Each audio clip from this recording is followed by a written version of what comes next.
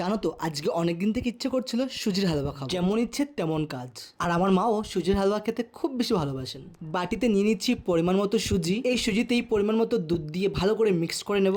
ভালো করে মিক্সড করে মেরিনেটের জন্য রেখে দেবো 10 মিনিটের জন্য। এবার চুলোটা জ্বালিয়ে কড়াইটা বসিয়ে দেবো। হালুয়াতে কিন্তু ঘি ব্যবহার করতে হয়, দিয়ে দিচ্ছি পরিমাণ মতো ঘি। এখন কাজু বাদাম আর কিশমিশটা হালকা লাল করে ভাজা করে নেব ঘির মধ্যে। হালুয়া তো বিভিন্ন ধরনের রান্না করা যায়, আজকে আমি যেভাবে হালুয়া রান্না করছি এইভাবে একবার রান্না করে দেখবেন, খুব ভালো লাগবে হালুয়া খেতে। কাজু বাদাম আর কিশমিশ ভাজা হয়ে গেছে, নামিয়ে দিচ্ছি কড়াই থেকে। আমি গরম কড়াইতে ঘি পরিমাণ মতো দিয়ে 1 বাটি চিনি দিয়ে দিলাম। আর হ্যাঁ, মিষ্টিটা কিন্তু আপনি পরিমাণ মতোই দেবেন। চিনিটা পুরো আঠালো হয়ে গেছে, চাশনি হয়ে গেছে চিনিটা পুরো। দেখুন, মেরিনেট করে রেখেছিলাম দুধ দিয়ে সুজি দিয়ে দিচ্ছি।